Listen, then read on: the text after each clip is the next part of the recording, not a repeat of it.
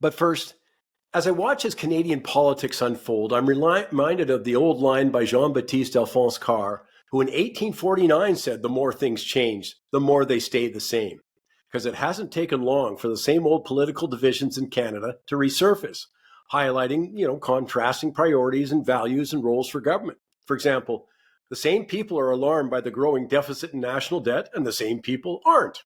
The same people prioritize economic growth and they criticize government policies for contributing to years of declining productivity, falling per capita GDP, and rising unemployment, especially among the youth. But the same people are opposing that or are not prioritizing that. They focus on wealth redistribution, gender-related issues.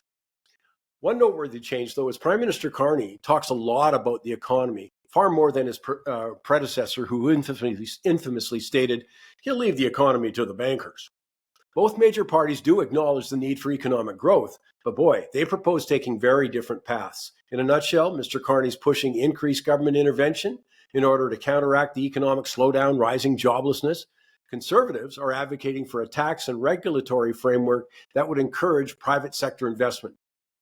In addition, Prime Minister Carney is pushing a renewed focus on climate change, stating this past week in announcing the first 5 government-approved projects to be fast-tracked. They're not approved to be undertaken, but fast-tracked by the new major projects bureaucracy, in quotes, must contribute to clean growth and Canada's climate goals, and it must advance the interest of Indigenous people. Well, that's a kind of a song we've heard before. Only Prime Minister Trudeau was singing the lead then. Note what's implicit, by the way, in that statement is that every other project's still going to be subject to what the Prime Minister is admitting is a slow and expensive regulatory process that has cost the Canadian economy hundreds of billions of dollars. But now, to his most controversial statement since taking office. This week he stated, in quotes, "We will soon realize our climate competitiveness strategy and release it to position Canada as a leader in decarbonization and the imperative of a shift to a greener economy." Well, come on, Justin Trudeau would not have said that any differently, any time in the last decade. But it's a policy focus that has resulted in significant economic damage in the UK, Germany, Spain, Portugal, where consumers and businesses have experienced record high energy prices or brownouts or a significant decline in manufacturing due to the high energy costs, directly related to climate policy. Now, I think if Prime Minister Carney wants to expand support for those policies, and the costs incurred in the shift to a greener economy, that he might want to start with telling us what lessons he's learned from the numerous policy mistakes in Europe. Was anything learned from the recent blackouts in Spain and Portugal, which were a direct result of the reliance on solar energy?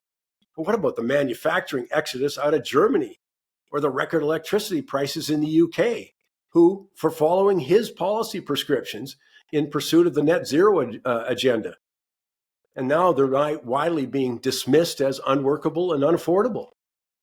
Prime Minister Carney is claiming more green regulation and government intervention will drive economic growth that he says could lead the G7, will lead the G7. But the track record does not support that statement. One estimate placed the cumulative value of canceled oil and gas, LNG, and pipeline projects at $670 billion since 2015.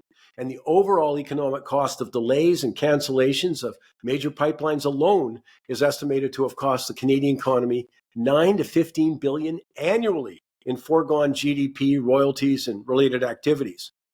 Well, according to the Liberals' own Environment Commissioner, they've produced next to nothing in terms of reduction of global emissions.